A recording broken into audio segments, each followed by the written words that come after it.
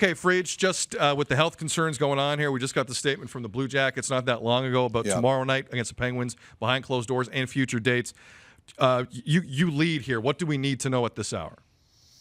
Look, this is sadly, unfortunately, where we're headed. And, I've been reading a lot. I've been reading about curves and social isolation and things like that, all the buzzwords of the day. And, I think this is where we're going. I don't see how it can be avoided.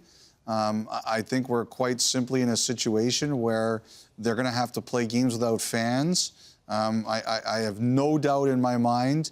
We're also discussing behind the scenes, discussing the possibility of delaying the season or moving it back or postponing it. There's no way that all of these contingency plans aren't being discussed right now. And I think we just have to, it's obvious now that the leagues won't cancel games or hold fans out until a recommendation's not going to do it. They're going to have to be ordered to do it. So the recommendations came, they got changed into orders, and now we're seeing Columbus being the first team that's being ordered to do it, and it's going to happen more and more. I don't see there's any way to avoid it. So the ramifications from a league standpoint are obvious, and you've explained some of them. I'm interested how the teams are approaching this from this standpoint. If we are canceling games or doing them without fans, revenue goes down, the cap in the future is impacted. Are those types of conversations by the clubs from a hockey ops standpoint being had as well? Oh, yeah. Like, Donovan, nobody's going to go on record about it because nobody knows the answer and nobody wants to sound, crass and worried about that. I mean, ultimately, the number one thing you should be worried about is the health of the general public. But I think that everybody's looking at this and saying, okay, this has a chance to really hit the cap hard and the players' salary hard. Now, I think that these conversations have also been held. I think there'll be conversations about the possibility of could the players and the Players Association negotiate a cap for next year if they're worried the number is going to go too low. In the last NHL lockout, which was 2012 and 13, they had a situation where they set the cap for the next season. They said no matter what, the cap is going to be this number. Back then it was $64.3 million. That was the number it was in the previous 82-game season. So they could do something like that. But I think right now everybody's expecting, we had a projection of 84 to 88 million. I think it would be a stunner if it was there. So people are kind of looking at, okay, what are we projecting it at? And is there a reason for the league and the players to negotiate a certain number if they're worried it's going to get too low? Elliotte Friedman here on Tim and Sid. Obviously, the NHL world is kind of like everyone else feeling their way through this. Yep. The other side of the coin, and it's not just one side of the coin, so many other events have been sacrificed here for public safety concerns, and we all get it. But for the World Women's Hockey Championship, so close to it, to have to not be played like that out east, that's a rough one. It sucks. It sucks for the players. It sucks for the people who are going to work and maybe make some extra money, whether it was businesses or people who were just working the tournament. It's too bad. And, I got a note from a coach who's overseas. You look at the German league, they've canceled the rest of their season. Norway has canceled the rest of their season. Slovakia has canceled the rest of their season. Austria, and we're waiting on Switzerland and Sweden. And players, what do? They compete to win. The paycheck is the nice thing about sports, but at the end of the day, you're in it to win it. And you take a look at all those players on the women's teams, all of those players from all sorts of different countries who are playing in Europe, and they've lost the opportunity. In Denmark, they've postponed it. They've already told their players they're going to change their playoffs to make it more of a round robin as opposed to 3 best-of-7 series. But again, at least they might get a chance to play, hopefully. There's nothing worse than being a player and having this part of the year taken away from you because this is what you play for. You play to win the championship. Obviously, events around the globe this month are all under threat. I did see a piece of news, Freed, just a couple hours ago that bled into April, though, that I found even just as interesting, the Fed Cup Championship, scheduled to be held in Budapest. They wiped that out. So I'm starting to think, in terms of the Men's World Hockey Championship, there can't be a lot of positivity at this stage of the game, considering how close to Italy and other neighboring countries this was scheduled to be played, that's going to happen. Any word from Renee Fassel and company on that? Not yet, Sid. I can tell you what the timeline is. The Swiss League is going to meet, I think, Friday to decide about the future of their season. And if they don't play, it's a bad sign. Now, the IIHF is going 1 month at a time, basically. They canceled their March events, which included, as you mentioned, the Women's World Hockey Championships. Next, they're going to talk about their April events, which features the Under-18 Championships, which are supposed to be played that month in Plymouth. And then they'll go to the May event. So they're kind of going step by step by step by step.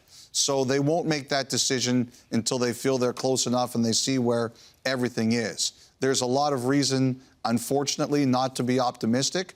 I think one of the big questions is going to be, Sid, are players from NHL teams going to be willing to play in that tournament, even if it does happen?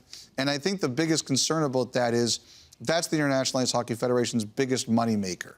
Nothing is more important to them than the World Championships every year, and some of that money goes towards funding development for hockey around the world. And that's a big concern, because if that goes away, there's going to be federations hoping for money to fund some of their events, some of their younger players, their growth of their hockey, and unfortunately that might not be there. The NHL's and their owners' biggest concern is their assets and their players. And regardless of what the IIHF does or the individual players decide, do you see owners allowing their players to travel abroad and play in this tournament? I think the NBA is going to have a very similar conundrum with the Olympics and allowing their players to play. Do you see that being a potential roadblock? I think, honestly, Donovan, I think that the bigger question is now as opposed to there. I think if it's unsafe, the players won't be going. The owners don't stop players from playing in the World Championships generally. Players want to go, they go. That's a tournament where the player will usually decide if they don't want to play.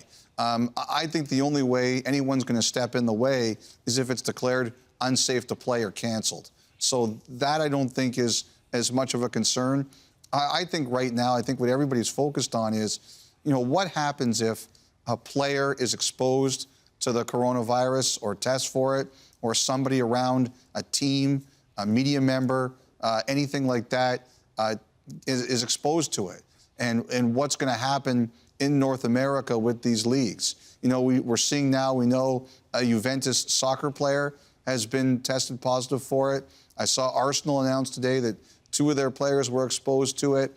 I mean, in that kind of a situation, what are you looking at? You probably have to isolate the team. You probably have to isolate the team they most recently played against, and how far back do you go?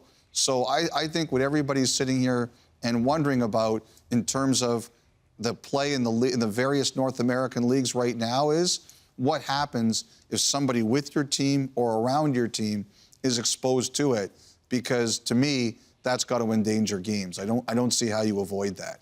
Just to follow up, Friedman, again, I made the point earlier in the show, forgive me if I'm repeating myself to those watching and listening, but Hanover, who's in the German second division, in German soccer, Friedman, they have a case of a positive coronavirus test for one of their players. They're essentially talking about closing down the entire remainder of the second division in German soccer just on that alone, because they can't trace exactly who's been exposed to what at this point.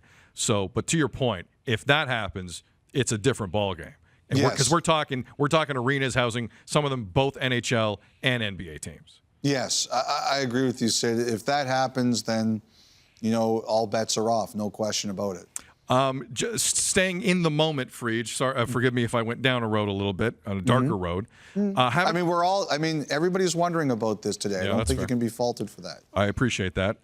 Haven't heard anything last 24 hours or so from the Sharks in terms of Santa Clara County and the banning of crowds over 1,000 people. Any word from San Jose on what they might be thinking? They had 3 home games scheduled for the rest of the month. No, but they have a little bit of time to see where this goes. I'd wondered if maybe they could play in a place like Arizona or Vegas because California, apparently, that's going to be a tough spot to play right now. And I wondered if they could play at a neutral site. And one of the things that was said to me was, even if you're a place where it's safe to play, whether with fans or not, do you want to be bringing people in from an area where it isn't? So I don't know if a neutral site is even feasible. That says to me that most likely, Sid, you're looking at an empty building. And I do think the NHL and the Sharks are preparing for that possibility. I can't say 100% it's going to happen, but I would say right now it's the most likely scenario. Friedge, as you were saying that, and I'm not kidding, the Sharks released a statement backing up everything you just said. The 3 games this month will go ahead, but no fans will be present to go with the guidelines set forth by the Santa Clara County officials. And the timing on that was unbelievable. But Friedge, stop me if you've heard this before. You were right on that. You were right. I've never heard that before. I appreciate it, man. And enjoy the game tonight. Thank you, buddy. All right, guys. Hopefully 3-31 can be a bit more fun in a week or two, but I understand that's where we are today. Here's hoping. Here. Thanks, bud.